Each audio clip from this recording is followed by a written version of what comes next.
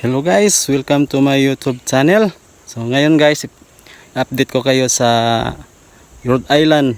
Ngayon, magdadalang buwan na sila, pero bago yon, ipapasyal ko muna kayo sa farm na ito. So i-share ko sa inyo kahit hindi to sa akin. Pero itong sa likod ko guys, kung makikita nyo yan, bago ko lang itong natapos. Ito ilalagay yung kambing guys. Kung nagtataka kayo kung bakit ito malit, kasi isang pares lang po yung ilalagay. Kasi nagsisimula pa lamang yung may-ari na magsimula ng kambingan. So ngayon guys, ipapasyal ko kayo kung gaano ito kalaki itong farm na ito. Tingnan nyo kung ano ang kagandahan nito. So akyat muna tayo doon sa itaas guys, para makita nyo ang kabuuan kung gaano ito kalapad.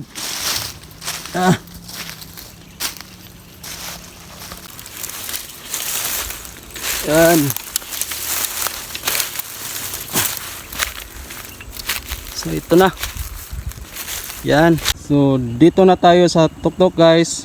Kung yan ang paglalagyan ng kambing. Tapos itong nalinis, kung makikita nyo, ito yung paglalakaran ng kambing. Tapos yan, yung may madamo pa yan, lilinisin pa yan.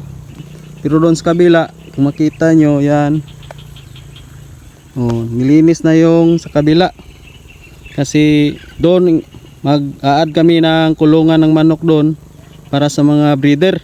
So dito, yan, lilinisin to para mapasok pa rin yung kambing. Dito maglalakad sila at para tumubo yung mga damo, gagawin nilang pagkain. Saka yan guys, kung makikita nyo matubig, i-zoom natin para makita nyo. Yan, gagawin din nilang pispan yan. Yan, yung mga madadamo, puro tubig kasi yan. Kaya di madaling trabahuin. Gagawin yung pispan pagkatapos ng project ng kambing na ito. So gagawin nila yan ang pispan. Itong lupa na to guys, nasa mahigit 4 hectares ata to, sabi ng may-ari. Kung nagtataka kayo kung bakit halos walang mga tanim dito guys, itong lupa na to di masyadong maganda sa mga pananim. Kasi kabuhayan nila dito kadalasan yung gold na pinaprocess nila. Ito yung kabuhayan nila. Kasi kung mga prutas o mga mga gulay yung itatanim, hindi maganda yung tubo. Kasi itong lupa na to pula. Ngayon guys, pupunta tayo doon sa kulungan, ipapakita ko sa inyo kung gaano na sila kalaki. So 2 buwan na sila, titingnan natin kung gaano sila kalaki sa 2 buwan na pag-aalaga namin. So bababa tayo doon. Doon, makita nyo, doon sa kabila. Bababa tayo doon, saka pakita ko sa inyo kung saan nanggagaling yung tubig na ginagamit namin na hindi kami nagbabayad. So guys, baba tayo. Punta tayo doon sa kulungan para makita natin yung mga sisiw kung gaano na sila kalaki. Pero kung tingnan nyo, parang di nasisiw yun kasi lalaki na. Yun. Saka dito guys, ito yon, yung daanan palabas ng highway. Saka doon tayo papasok.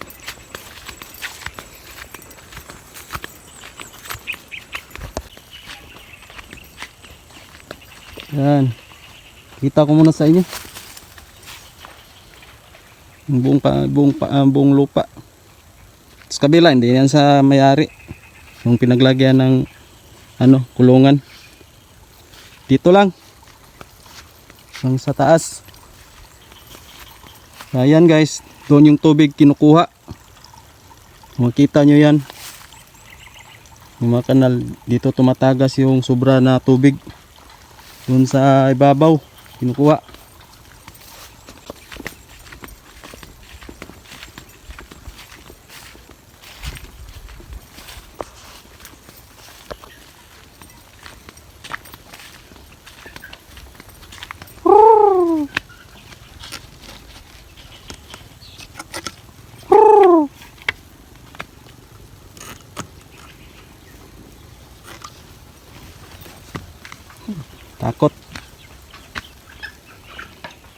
So, yan sila.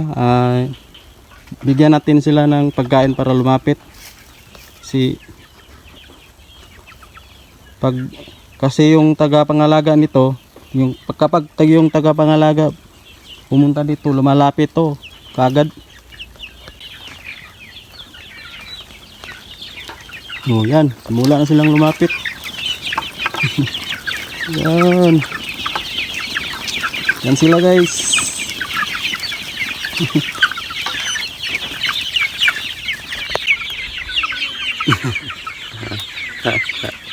Oh, pagkaamo. Tingnan nyo. Naglalambing na naman ulit. So, bigyan natin sila ng pagkain.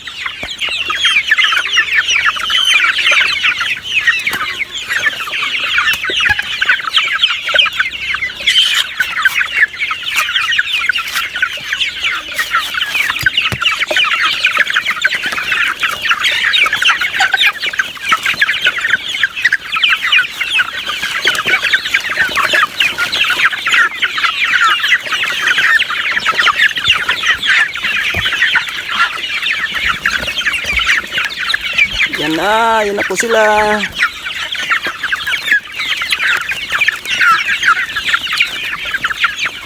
So, manghuli tayo ng pinakamalaki. Halos malalaki na rin. Yan. So, ito yung pinakamalaki, guys. Kita nyo yung laki na. Sa loob ng 2 buwan. Ito yung pinakamalaki. Siyempre makikita nyo may maliliit pa rin kasi normal lang yun. Tumba ng ng sisi yung camera natin. So ito yung pinakamalaki na na Rhode Island sa loob ng 2 buwan. O, tingnan nyo. Iwan ko ilang kilo na to. Tapos huli tayo ng yung maliit. So ito. Parang native chicken. Ang liit. So huli yung tubo nila. Siguro ito yung mga nagkasakit. Kaya hindi masyadong lumaki. So sa halos naman lahat yung malaki. Yan, napakaamo ng mga to. Yan. Kita yan. Nagagawan ng pagkain. Siguro yung pinakamalaki, guys, nasa mga 400 grams. Siguro yung sa estimate ko lang. Hindi ko alam kung mga ilang kilo na to. Sa kabila, nilagyan ko rin sila ng pagkain. Yan yung huli na huling batch na nilagay namin. So yan, maliliit pa, katulad nung dito sa kabila.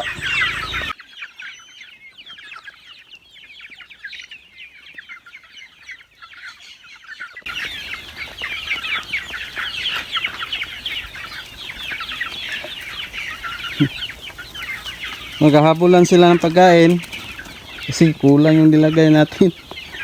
Kasi wala ng katawan ng saging. Baka makuha, baka pagalitan tayo ng mga ari, kuha tayo ng kuha.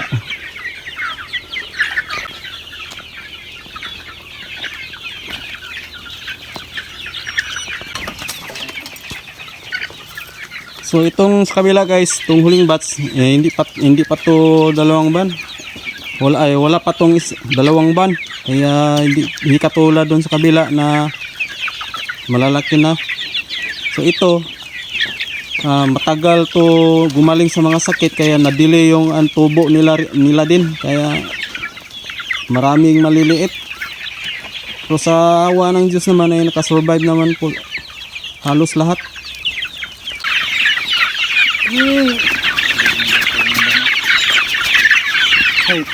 Hey, dito. Masirap ka kayo.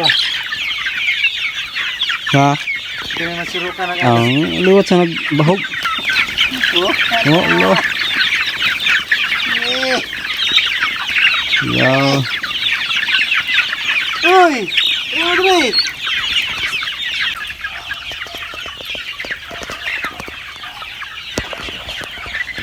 So ngayon guys, pakita ko na naman sa inyo yung yung tubig, source ng tubig kung saan ang gagaling.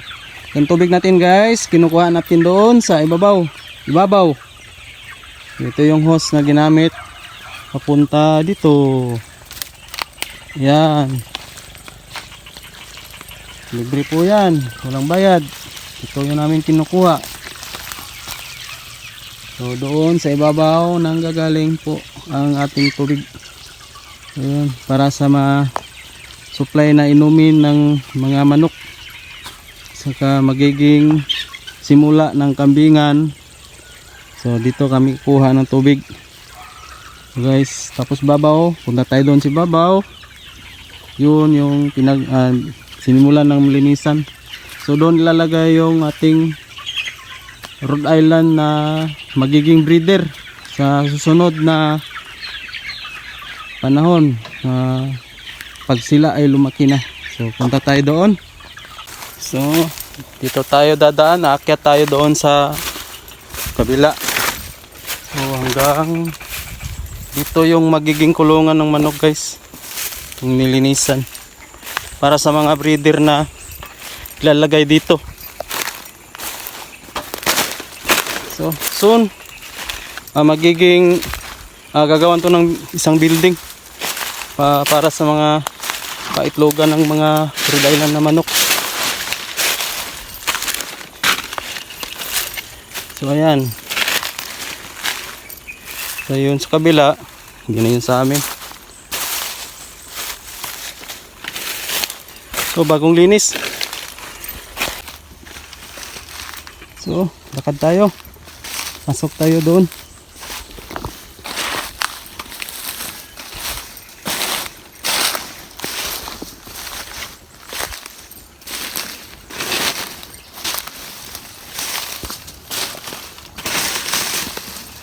So, yun, si Busing.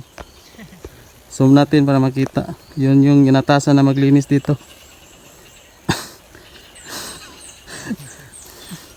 So, yan, ngiti-ngiti. So, dito na tayo. Dito na tayo guys. So, ito yung paglalagyan. Dito, gagawin yung isang building para sa paitlogan ng mga Rhode Island, mga magiging breeder.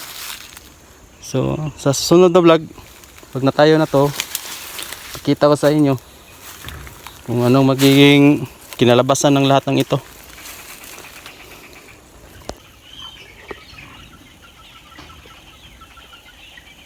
Mga Rhode Island guys na maganda yung kinalabasan ng tubo at saka maganda yung purma, yung mga yon, pagpipilian nyo ng may-ari na magiging breeder na ilalagay dito.